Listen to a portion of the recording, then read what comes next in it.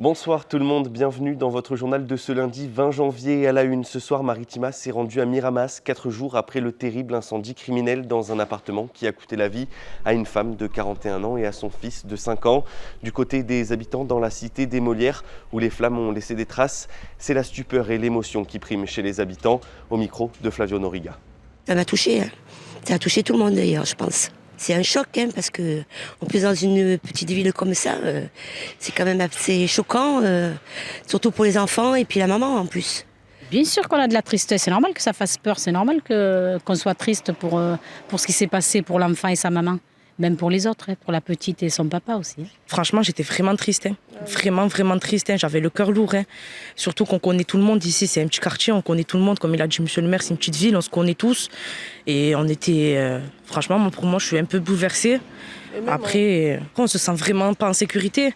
Faut dire, dans ce quartier, il n'y a pas de lumière, il n'y a pas de caméra.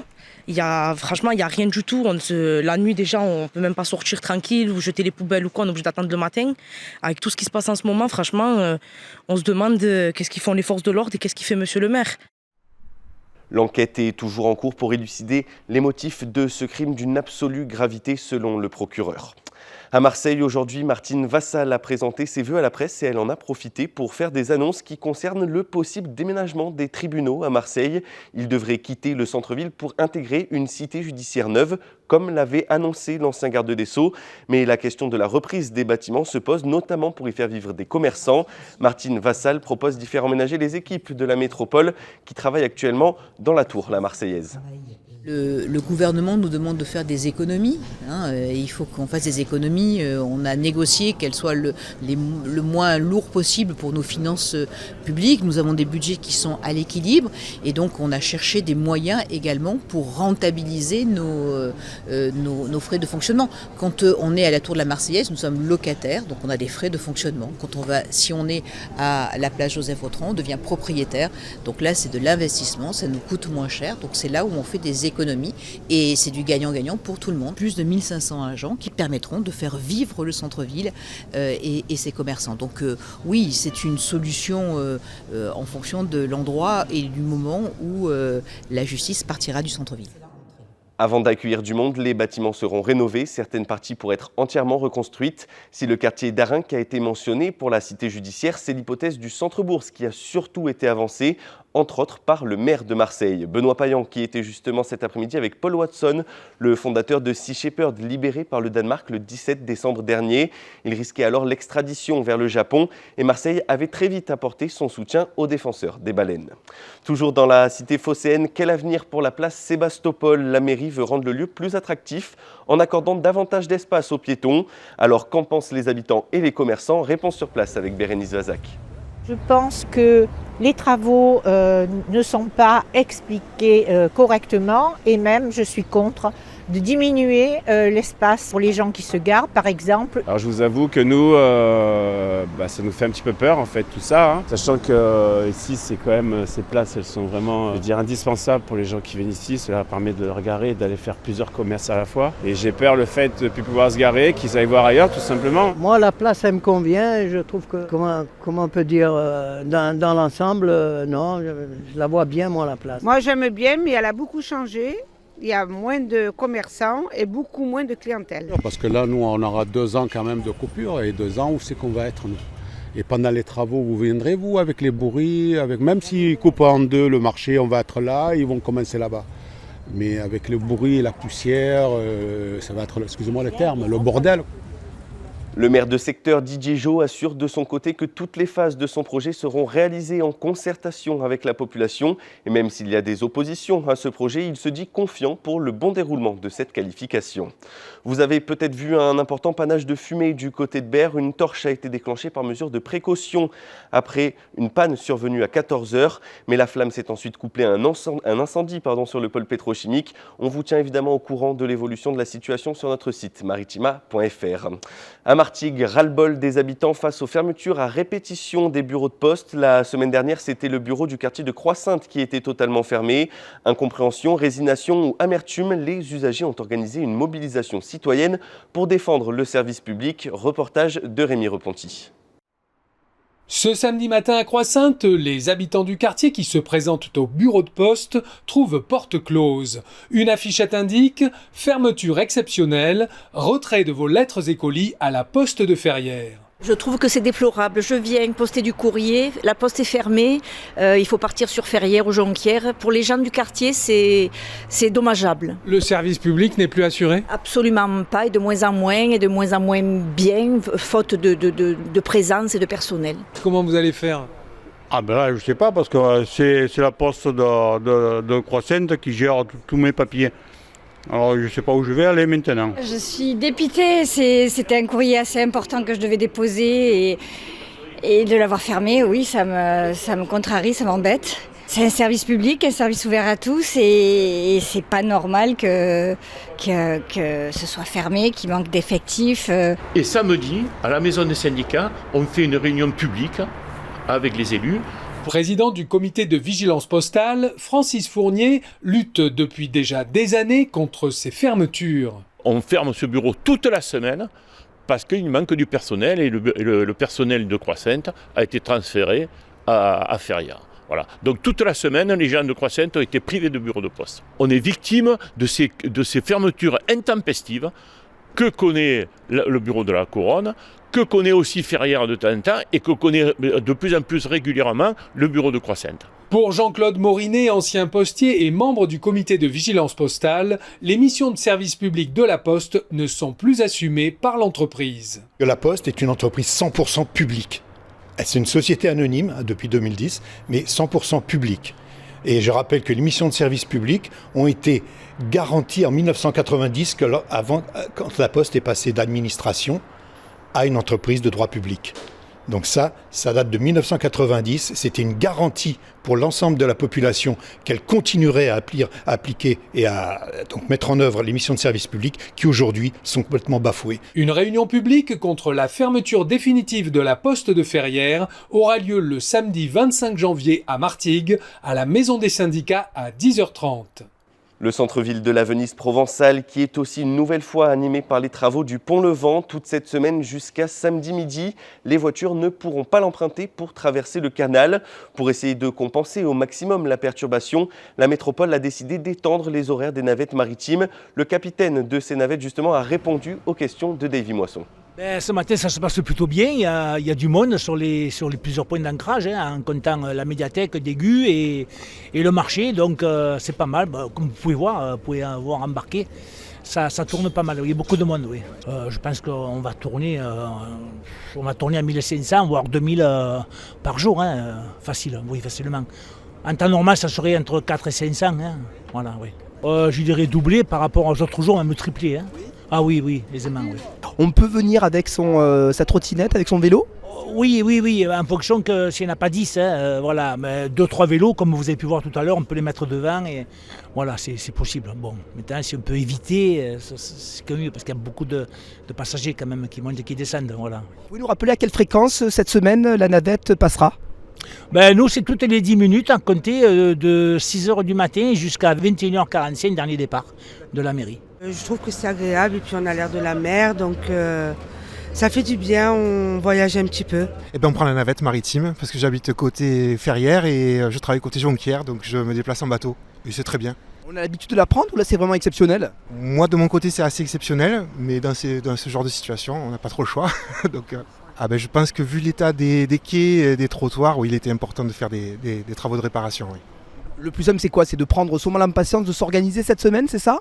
Exactement, moi je travaille sur la Vera, donc effectivement on s'organise, on subit un peu les réparations, mais elles étaient nécessaires.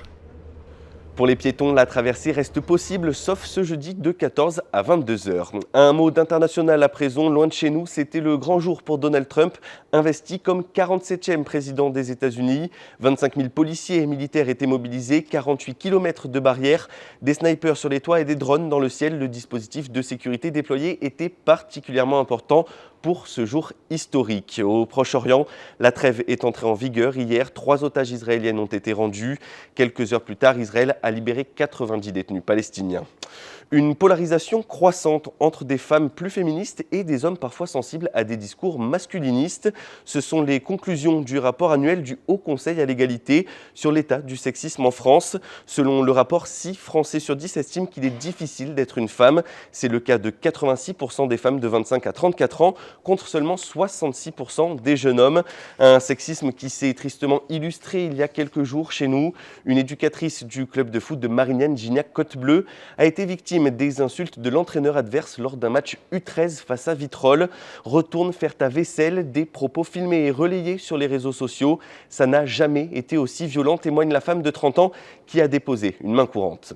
Allez, on ouvre une page sport dans votre journal avec le match nul concédé par l'OM hier soir. Alors que les Marseillais avaient la possibilité de creuser l'écart au classement, ils ont dû se contenter du nul, un but partout contre Strasbourg. Un match marqué encore une fois par de nouvelles polémiques avec l'arbitrage. Regardez à ce sujet la zone mixte Maritima signée Karim Attab. Ouais, c'était difficile, il vient marquer un par un. Donc c'est difficile pour nous. Mais après, on a rentré, on a parlé avec le coach, on a changé un petit peu. Et après le deuxième mi-temps, on a fait beaucoup de choses. Et le ballon n'a pas entré. Oui, on boule les 3 points. C'est ça. Oui, on a fait, je pense que la deuxième mi-temps est meilleure que la première mi-temps. On a aussi beaucoup de changements de la dernière équipe, non? Mais je pense qu'on a montré qu'on peut gagner le match et après, oui. Il y a des choses que maintenant no sirve hablar. Pourquoi tu peux pas en parler? Parce que c'est quoi? C'est Pablo Longoria en a parlé tout à l'heure, Léo, le capitaine, en a parlé. Est-ce que vous trouvez tout simplement que vous n'êtes pas arbitré comme les autres? Après, pendant la semaine, il dit pardon, c'est mon erreur, tu sais? Comme la semaine dernière avec le penalty, comme le penalty contre Lyon. Mais la vérité, c'est que toujours contre nous. Mais c'est ça, c'est la vérité. Oui, j'aime pas trop parler des arbitrages, mais c'est dommage, comme contre nous, c'est toujours comme ça. Et après, c'est un penalty pour les autres, quelque chose pareil, ils se donnent, ils ne pensent pas. Mais c'est comme ça, on doit jouer contre lui aussi. Et on doit oublier et essayer de marquer des points, de continuer comme ça la saison. L'OM est toujours deuxième avec 5 points d'avance sur Lille, mais désormais 9 points de retard sur le PSG. Prochain match, le choc à l'Allianz Riviera contre l'OGC Nice, dimanche prochain à 20h45. Du côté du FC Martigues, l'officialisation du nouvel entraîneur Hakim Malek est proche. L'Olympique d'Alès-en-Cévennes, son club actuel, a annoncé sur ses réseaux sociaux la fin du contrat qui les liait. Après des discussions avec les 100 et or, Hakim Malek devrait signer son contrat entre ce soir et demain matin. Et par contre, là, c'est désormais officiel. Le Stade Turcan, lui, est prêt. Les travaux sont terminés et les infrastructures sont aux normes pour la Ligue 2. Une excellente nouvelle dont s'est réjoui le maire de Martigues, Gaby Charroux. Écoutez-le. J'ai sous les yeux la lettre que nous a adressée le président de la commission et qui émet un avis favorable à l'utilisation du stade Francis Turcan par le Football Club Martigues dans le cadre du championnat de Ligue 2 BKT. C'est évidemment un soulagement et une satisfaction parce que avoir une équipe qui joue toujours à l'extérieur pour la moitié du championnat, on sait comment ça s'est concrétisé pour les clubs qui nous ont précédés dans cette situation. Je pense à Concarneau qui n'a jamais joué dans son stade pendant toute une saison. Nous, on va jouer presque la moitié de la saison chez nous. Il faut savoir que c'est un exploit parce que le réaliser en aussi peu de temps, alors qu'on en avait prévu le double du temps. Donc on pensait ne jamais jouer dans ce stade pour la saison en cours. Nouveau stade et donc nouvel entraîneur attendu ce vendredi pour le match entre le FCM et Amiens. En volée, les Martégots ont chuté pour la première fois de la saison à domicile samedi soir. Une défaite 3-7-0 pour le MVB qui démarre mal l'année. Mais un match toujours marqué par l'absence de Lucas Soldner, leur passeur victime d'un AVC lors du dernier match. Christophe Charroux, l'entraîneur, répond à Flavio Noriga. C'est vrai qu'on était un peu dans le dur depuis ce qui est arrivé au passeur, Lucas. Et c'est vrai qu'on a pris du temps pour s'en remettre. Mais voilà, maintenant lui il est tiré d'affaire et nous on doit évacuer ça de nos têtes parce qu'il y a une suite et il faut qu'on redevienne performant. Alors c'est vrai que ce soir c'était pas le candidat idéal pour se remettre en jambes. Ilia qui est une très belle équipe qui a bien joué le coup. Tactiquement, techniquement, voilà, ils sont là. On savait que ça allait passer par un match compliqué. Ils ont très bien servi. On a eu du mal à faire les points en réception-attaque. Et à partir de là, ça a été équilibré jusqu'à autour de 20. Mais sur les fins de set, ils ont été plus solides. Ils ont mérité leur victoire parce qu'ils ont gagné le match ce soir. Vraiment, ils ont gagné le match. Et c'est pas nous qui l'avons perdu tout seuls. C'est eux qui sont allés le chercher. Et ça, c'était bien de leur côté. Voilà, nous, il y a besoin qu'on retrouve aussi vite un peu plus de confiance. Ça passera par la victoire. Et il faut qu'on bosse pour ça. Allez, on termine ce journal avec un anniversaire, celui des 80 ans du Secours populaire. L'opération nationale 80 bougies, 80 portraits s'est installée à Marseille. Des photographes professionnels sont venus tirer les portraits des familles bénéficiaires. Des conditions de star pour un souvenir exceptionnel sur papier glacé. Reportage signé Rémi Repenti. J'ai remarqué quand il y a des coups de flash qu'il y en a qui sont encore en slave, donc faites attention de ne pas déclencher celui d'à côté. 12 photographes professionnels venus de toute la région en plein briefing avant leur journée marathon. Thibaut Chappe est le vice-président de la Fédération française de la photographie et des métiers de l'image. L'idée, c'est de donner l'opportunité à des familles qui n'ont pas forcément l'opportunité de rencontrer des photographes régulièrement pour faire des photographies, des souvenirs, de bénéficier d'un moment, d'une expérience et aussi de repartir avec un portrait imprimé, une photographie de famille qu'ils pourront afficher chez eux et transmettre un jour. En technique, c'est 4 pôles de prise de vue avec différents types de fonds, des flashs, une douzaine de photographes, un pôle de retouche et d'impression. Cette année, c'est les 80 ans du Secours populaire. On est parti du principe que 80 bougies, 80 portraits, et on a envie de pouvoir assumer cette journée qui soit fluide et confortable pour tout le monde. Après un passage par le stand maquillage et coiffure, les flashs illuminent les visages, comme celui de Wafa, originaire du Liban. Ah oui, c'est génial. Ils ont déjà qu'on travaille dans une ambiance très sympathique, joviale, et le photographe qui m'a fait les photos, je lui ai dit je veux original, donc voilà, on s'est mis d'accord sur ça, il m'a fait beaucoup de jolies photos. Bénévole au Secours populaire, Najia, elle aussi, a posé devant l'objectif. Moi, je suis très contente, c'est la première fois que je fais ça et ça me plaît, je recommencerai. Retouche numérique sur ordinateur, puis impression sur papier glacé, la réaction de Baker quand il découvre son portrait. J'ai une belle veste. Hein. Il y a un beau visage aussi. Ouais, bon. Et le capéo. J'aurais pu me raser. Mais c'est génial.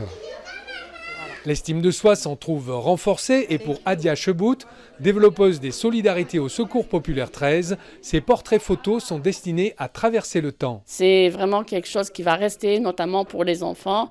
Dans quelques années, ils vont se dire « Ah oui, je me souviens, oui, on a fait ça, oui, voilà, on était au Secours populaire ». 80 bougies, 80 portraits est l'une des nombreuses opérations menées par le Secours populaire en cette année anniversaire. Merci d'avoir suivi ce journal. Très bonne soirée à tous et très bonne semaine à tous. Vous retrouvez demain Laurence Durando pour votre journal.